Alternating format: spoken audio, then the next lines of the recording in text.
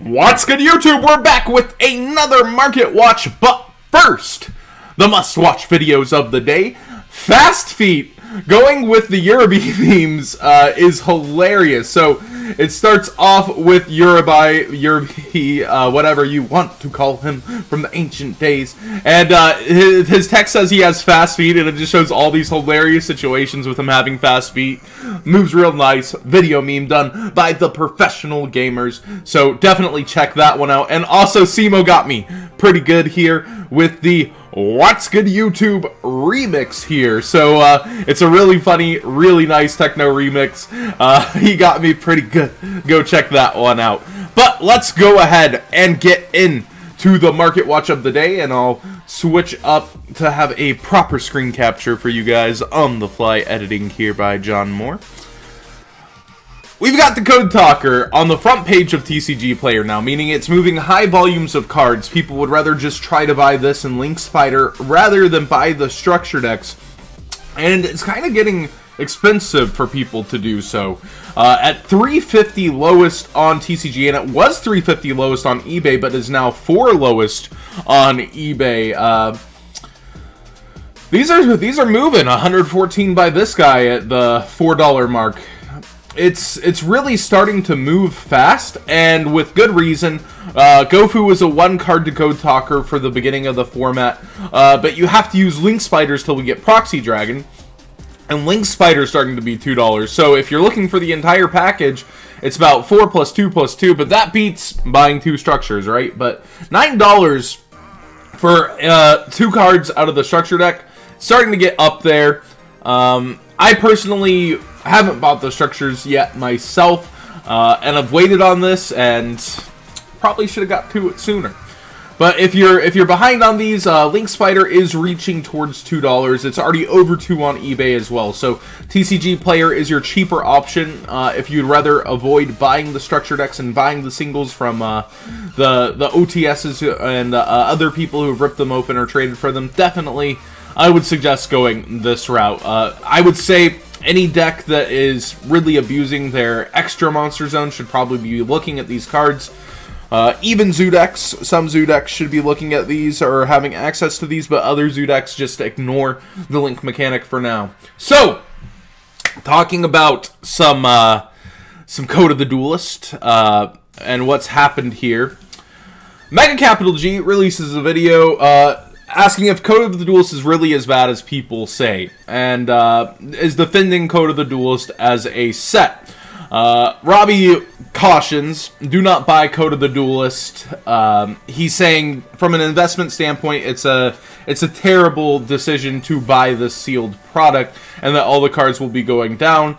Simo talks about the set from a player standpoint and why it just doesn't matter that much yet, referencing the OCG and the routes they have taken. Cap basically defends it, saying it hasn't had a chance, and here's my thing with it.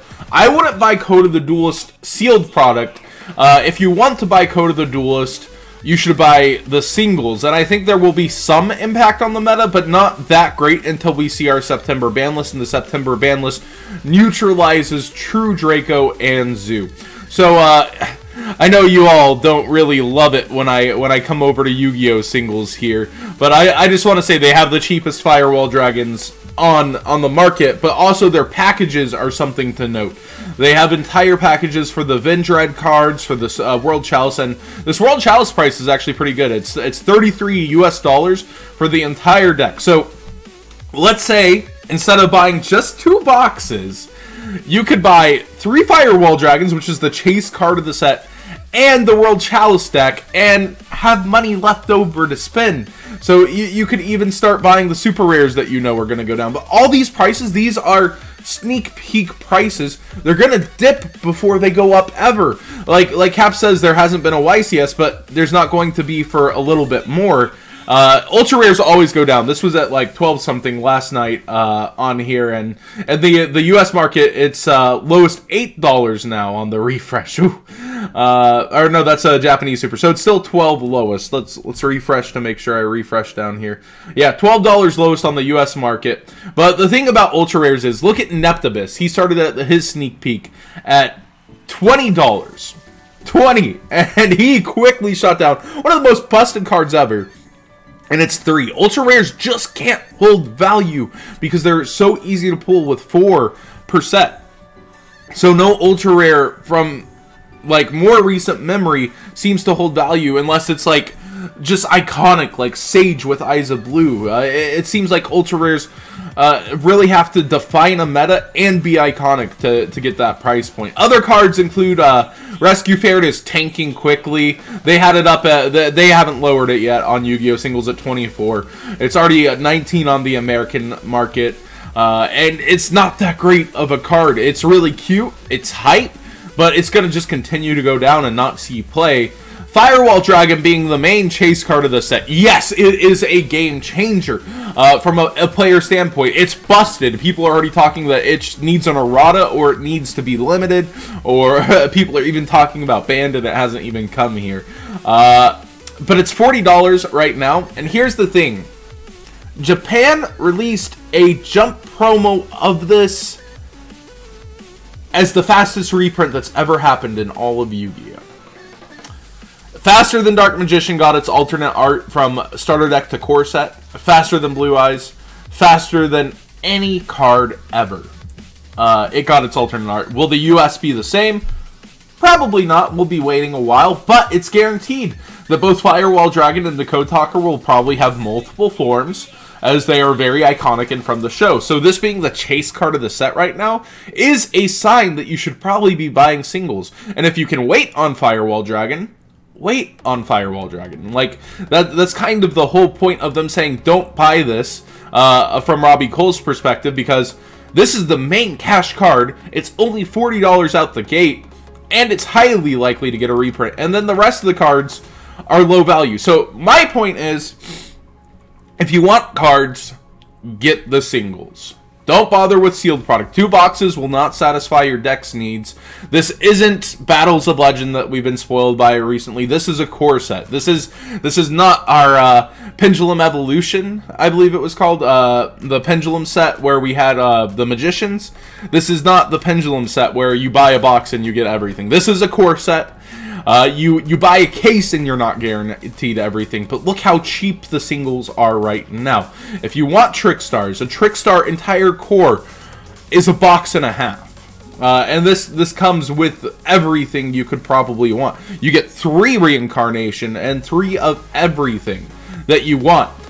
So again, just I think the point that Robbie's trying to make is don't buy Code of the Duelist as packs, not as cards. The packs are not worth it. You can shop smarter. Opening packs is always fun. It's always a fun gift to give to friends who do play the game. Watching them open and possibly get something or not get something. And I say fun because it's not guaranteed. I would rather get my friends a guaranteed thing if I'm giving a gift, like Yu-Gi-Oh! Merchandise or something I know they would enjoy. But I think the point he's trying to make is that you could just come and get whatever you want at about the price of a box and a half. You can have a full Trickstar deck, box and a half. Or when I say box and a half, I'm thinking even from the retailer's perspective of $60. This is under the price of 2 boxes here at 30, 30, 30, 30. Like, that's equal to the retail of 2 boxes. It's just crazy how low the set is. And this comes with 2 Ningrisus, which you probably don't even need 2 of. Like look at this package, the World Chalice package. It's just so cheap, dang it. 3 Guard Dragon, 3 of this guy. Right out the gate. 3 Lee, Ultras also. And then you've got Ningrisu, 2 of them.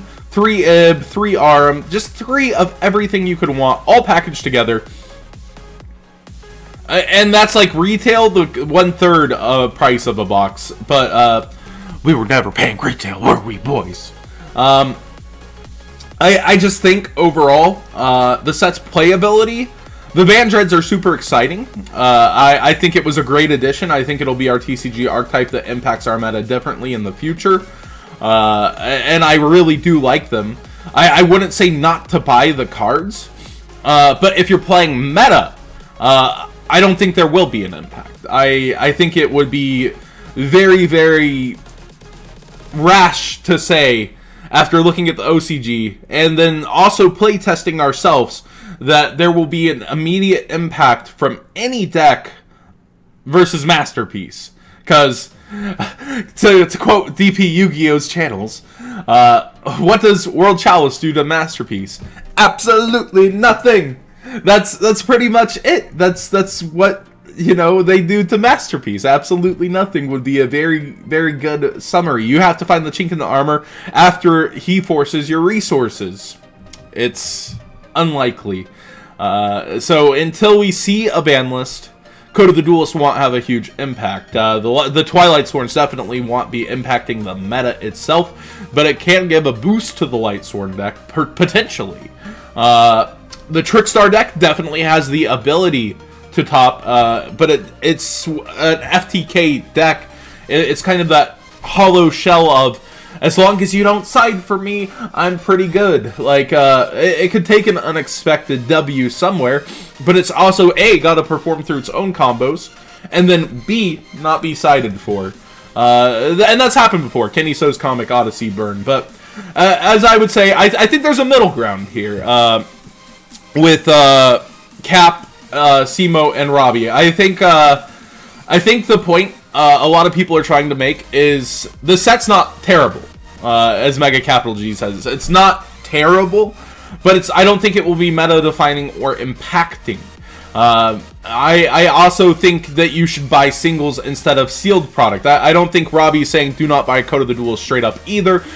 He also does emphasize he's buying a box to support his local tournament store, and that you should support your local tournament store, and to be sure to. I think if I'm buying it, I would be entering tournaments to try to win it, rather than straight up buying it and still supporting my local tournament store. And I think Simo's point is that there's not a huge impact from this set. This set doesn't really shake anything up without a ban list, and that we have a ban list coming supposedly in September. I think the packages here are some of the best for the price right now, but I think a lot of prices are going to continue to come down. There's not going to be anything that slams the meta till we see a ban list. So it is kind of the perfect time to buy within a week or two if you're buying singles. And I think that's perfectly fine to go for the set as that way. I would just avoid sealed product completely, but do still support your local tournament stores. Enter their tournaments for this product.